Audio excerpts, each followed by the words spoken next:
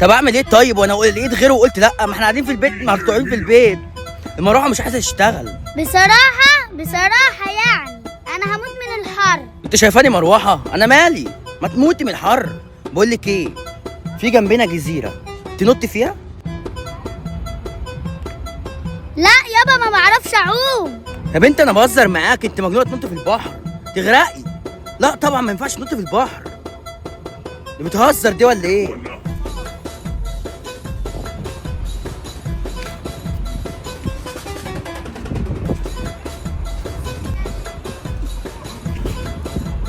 ايه ده؟ البت المجنونه عملت اللي في دماغها ونطت. يا نهار ابيض، قلت لها انا.